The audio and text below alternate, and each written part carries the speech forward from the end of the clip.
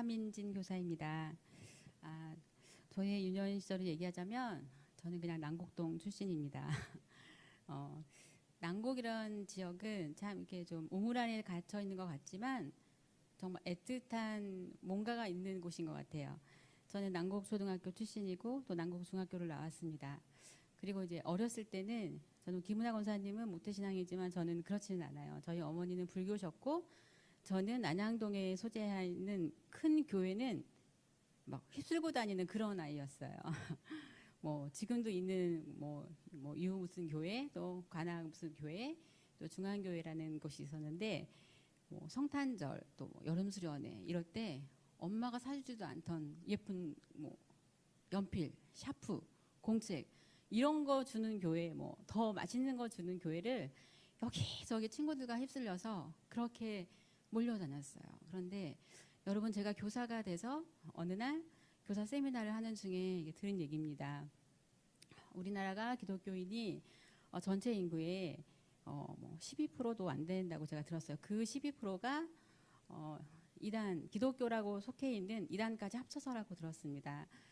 그런데 그 기독교인 중에 70~70%가 교회 학교에 한 번 이상 나간 사람들이 지금 신앙생활을 하고 있다는 거예요. 그게 저입니다. 왜냐하면 뭐 믿음과 상관없이 그냥 이 교회 저 교회 이렇게 다녔고 또 중학교 때는 제가 개척교회를 다녔어요. 왜냐? 그 개척교회 회장 오빠가 너무 멋있어서요. 그냥 우윳빛깔 피부에 너무 잘생긴 오빠가 이렇게 강대상에서 서서 막 이렇게 뭔가를 하고 있을 때 너무 멋있어서 정말 열심히 중학교 때 교회를 다녔고 지금은 이제 세례전에 학습받는 게 없었지만 그때는 학습이라는 게 있었어요. 열심히 학습도 받고 그렇게 중학교에서는 또 그때도 신앙과 상관없이 그냥 교회를 그렇게 다닌 거죠. 그러던 어느 날 이제 교회 사정이 생겨서 교회가 좀 멀리 이사를 가게 되었어요. 그래서 저는 고등학교 때 신앙생활이 없습니다. 여러분에게 너무너무 강조하고 싶어요. 중학교, 고등학교 너무나 중요한 시기이고 또한 다시는 오지 않은 시기이기 때문에 여러분 지금 부모님에 의해서 막 교회 오고 뭐 친구가 막 귀찮게 교회 가자 이렇게 해서 교회 오고 이렇지만 여러분 다시는 오지 않는 시간이에요. 그래서 이 시간 안에 여러분들이 해야 될 예배와 또 친구 관계 또 교회에서 하는 여러 가지 모든 프로그램 이런 게 지나고 나면 다 여러분들이 이렇게 살아가면서 힘이 되는 그 어떤 원동력이 되기도 합니다. 그래서 주일학교가 너무나 중요하다는 거 여러분에게 우선 강조하고 싶어요. 그리고 제가 이제 고등학생이 되었습니다. 고등학교 때 제가 알 수 없는 병이 있었어요. 그래서 아팠어요. 아파서 불교셨던 우리 어머니는 저를 이제 병원에 데려가도 얘가 가슴이 왜 아픈지를 이렇게 판명하지 못했어요. 그래서 저희 어머니는 항상 저희 그 어머니 주변에는 무속인이 있었거든요.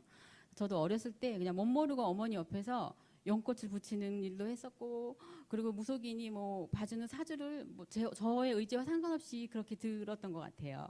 그런데 어느 날 제가 아팠을 때 저희 옆에 계시던 어떤 무속인의 엄마가 부르셨어요. 저를 안방에 눕히시고 뭘 하셨냐면 여러분들 뭐 TV에서 많이 봤던 이렇게 뭐 이렇게 물을 입에 머금고 뭐 칼을 딱 들고 입을 탁 하면서 뭔가의 그런 액션을 저한테 취하고 있는데 제가 속으로 뭐라 그랬냐면 하나님 저 이런 거 싫어요. 이렇게 말하고 있었어요. 그런데 갑자기 그 무속인이 칼을 저희 마당에 딱 버리더니 이 집에 누가 예수 믿어 이러면서 집을 나가는 거예요. 제가 어떻겠어요? 내가 겉으로 말한 것도 아니고 속으로 하나님 저 저런 거 너무 싫어요 라고 했는데 그 사람이 예수님을 무서워하고 나가는 겁니다. 저한테 하나님이 첫 번째 보여주신 증거고 저는 이 이후로 이 사건 이후로 좀 두려움이 없는 사람이 되어진 것 같아요. 그래서 이제 고등학교 3학년이 되었습니다. 근데 고2 때까지는 너무나 그냥 사춘기가 심해가지고 제가 지금은 홍대가 되게 유명하죠. 그때는 우리 때는 이대가 유명했어요. 이대에서 그냥 미팅하고 남자친구 만나고 놀기에 바빴던 것 같아요. 공부는 뒷전이었어요. 그런데 이제 고3이 되었는데 제가 졸업을 하고 나서 우리 그 담임 선생님이 선교사 사모님인 줄 알았어요.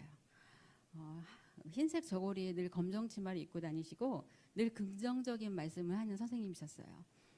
못하는 거를 얘기하시는 게 아니라 제가 조금 잘하는 것들을 늘 칭찬하시고 긍정적으로 말씀해 주셔서 제가 어떤 희망이나 소망을 갖게 되는 것 같아요. 그래서 그래, 너가 달리기 잘하잖아. 너 노래 조금 잘하잖아. 네가 잘할 수 있는 걸 하면 돼. 늘 이렇게 저를 좀 잡아주시는 선생님이었어요. 이유 없이 저를 사랑해 주셨어요. 제가 특별히 공부를 잘하고 뭐 그런 게 아닌데 제가 좀 달리기를 좀 잘해요. 그래서 청군, 백군 이렇게 릴레이를 했을 때 저희가 3학년 3반이었는데 뒤쳐져 있던 청군이 제가 그거를 뛰어잡아서 이기게 됐어요. 졸업식날 선생님 저한테 그 말씀을 해주셨어요. 달리기 했을 때 네가 그거를 뛰어넘어서 우리가 이겼잖아. 인생이 그런 거란다. 그러니까 힘들 때 앞만 보고 달려라. 이런 말씀을 저기 해주셨는데 지나고 나서 저는 그 선생님을 찾고 싶어서 고등학교에 찾아갔었어요. 그랬더니 그분이 선교사로 파송되어서 해외로 나가셨다는 걸 듣고 여지까지 너무나 궁금하고 뵙고 싶은 선생님인데 못 뵙고 있습니다. 그러는 중에 제가 이제 타자를 좀 잘 쳐요. 지금 여러분들이 키보드를 하고 있는 것들이 이제 2번씩 타자에 기초해서 만든 건데 제가 이제 4번씩 타자, 2번씩 타자 좀 잘 쳐가지고 제가 이제 그 타이핑 알바를 하고 있었어요. 그러는 중에 제가 이제 좀 책에 빠져가지고 이어령 씨 책을 알바비로 막 사서 보기 시작했고 그러는 중에 늦게 제가 이제 학업에 열의가 생겼어요. 그래서 이제 학교에 가게 됩니다. 이제 보육교사 자격증을 따고 싶어서 학교를 가게 돼요. 거기서 하나님이 저에게 제 인생을 바꿔놓을 친구를 만나게 하셨어요. 그 친구가 저에게 그 친구는 이제 구로동에 있는 교회를 다니는 청년이었고 성가대로 교사로 열심히 봉사하는 친구였는데 저에게 어느 날 너 나랑 찬양 집회 가지 않을래? 라고 하는 거예요. 그래서 제가 노래도 조금 좀 하고 이래고 뭐 여러분도 그런 시기가 있었을지 모르지만 사춘기 때 뭐 가수가 되고 싶은 꿈을 꾼 친구들도 많잖아요. 저도 한때는 그런 꿈을 꾼 사람이었었어요. 그래서 찬양 집회? 좋지. 그래 가자. 거기가 어디였냐면 지금도 유명한 우리 오누리교회 오교 찬양, 올레이션 경배와 찬양 그 자리였어요. 그런데 제가 거기 가자마자 1시간 내내 울었어요. 그냥 왜 울었는지 모르겠어요. 뭐 내가 특별히 잘못한 것도 없고 뭣도 없는데 왜 나를 울게 하지 했는데 그때 유명했던 찬양이 뭐냐면 때로는 너의 앞에 어려움과 아픔이 있지만 그 찬양이었어요. 근데 그 찬양을 부르는데 그냥 하나님이 나를 택했고 나를 아시고 그냥 나를 여기까지 인도하신 그 하나님을 제가 그 자리에서 만나게 된 것 같아요. 그래서 헌금 시간이었던 것 같아요. 헌금 시간에 그 중에 제가 이제 좀 10,000원인가 있었던 것 같아요. 그 뭐 거의 20몇 년 전, 30몇 년 전인데 그 헌금을 그냥 온통 다 드렸어요. 다 드리고 나서 계속 그 올레이션 경배찬 목요 집회에 가게 됐습니다. 정말 그 친구가 저한테 그 시간에 너 나랑 찬양 집회 가지 않을래? 이 얘기를 하지 않았다면 지금의 저는 없었을 것 같아요. 그래서 여러분, 저는 여러분에게 정말 이렇게 얘기하고 싶은 게 친구들한테 교회 가자라고 말씀해 주세요. 왜냐하면 저 고등학교 때 그 누구도 저한테 너 나랑 교회 갈래? 이렇게 말해주는 친구와 엄마와 언니와 누구도 없었어요. 그래서 정말 너무 안타깝거든요. 그러니까 지금은 코로나로 인해서 교회 교자도 못 보내는 그런 상황이지만 여러분 누군가에게는 여러분들이 낮은 교회 데려가줘라고 기다리는 사람이 있다는 거예요. 그리고 그런 분이 또 저희 친정 어머니셨어요. 왜냐하면 우리 어머니는 너무 이게 우리나라 사람들이 거의 유교적인 그런 게 많잖아요. 그리고 우리 오빠가 이대 독자고 이래서 오빠로 인해서 불공들인 시간이 너무나 많으신 분이에요. 근데 엄마가 우리 사촌 이모가 우리가 이게 기도원을 하시는 분이었는데 그분이 어머니를 통해 어머니를 위해서 기도한 시간들이 있었어요. 그래서 지금은 저희 어머니가 이제 권사님이시고 연로하시지만 1년에 성경을 일독하시는 그런 분이 되셨습니다. 그런데 어머니가 저희한테 하신 말씀이 있어요. 왜 나한테 일찍 교회 가자고 안 했니? 이렇게 말씀하셨거든요. 저희는 엄마가 교회 가는 걸 되게 무서워하고 두려워하는 줄 알았어요. 그런데 기다리셨더라고요. 여러분 우리 주위에 너 나 좀 교회 데려가줘 이렇게 말하는 말하기를 기다리는 사람이 분명히 있다는 겁니다. 여러분 주위에 돌아보세요. 꼭 그런 말씀을 해주셨으면 좋겠습니다. 그리고 제가 이제 결혼을 하고 아이를 낳고 하나님이 저에게 특별한 경험들을 정말 이렇게 많이 경험하게 하셨어요.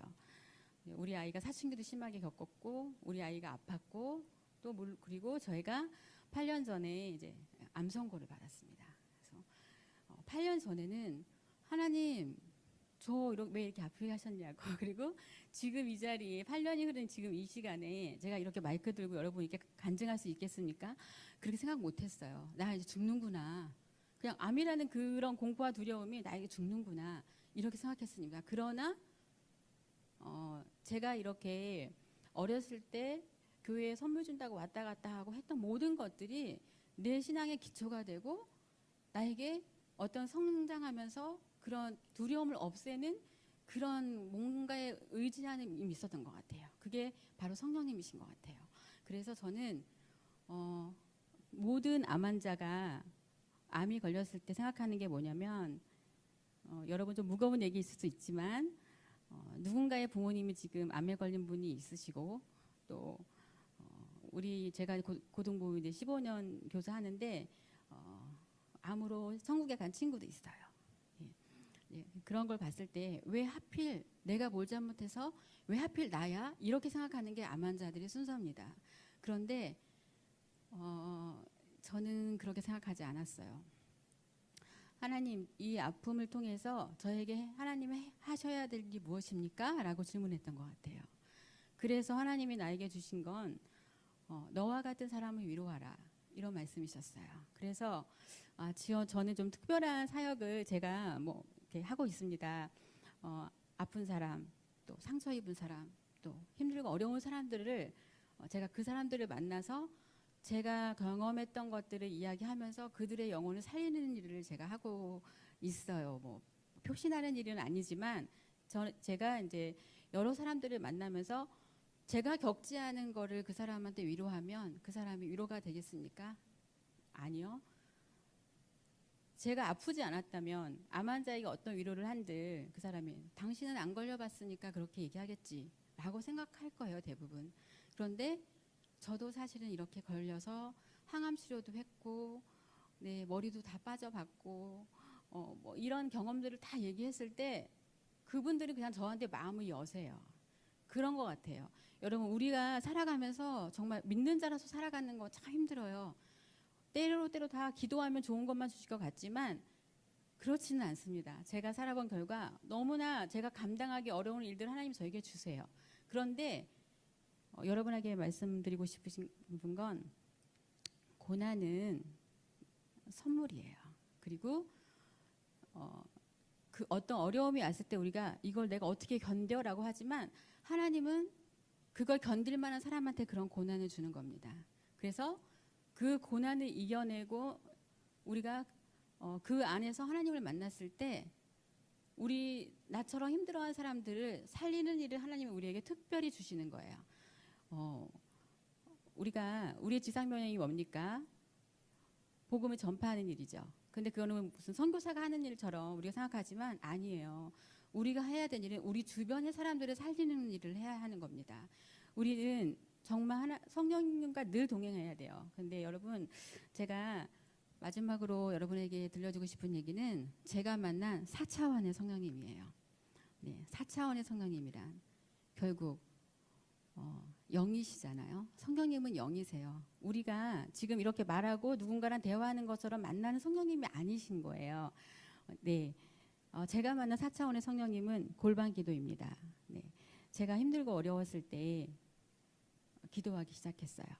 골방에서 기도를 할 때 특별한 성령님이 저를 만나주시고 저를 위로하시고 저를 안아주시고 또 저에게 필요한 말씀을 주시고 그리고 기도하면서 잠들었을 때 꿈으로 또 말씀을 주시고 꿈으로 환상을 주시고 보여주시고 그리고 아침에 일어날 때 또 먼저 말씀을 읽게 하시고 그런 성령님을 만난 거거든요. 그런데 여러분 골방 기도할 때는 문을 닫으라고 해요. 성경에 그렇게 써 있어요. 왜 그럴까요?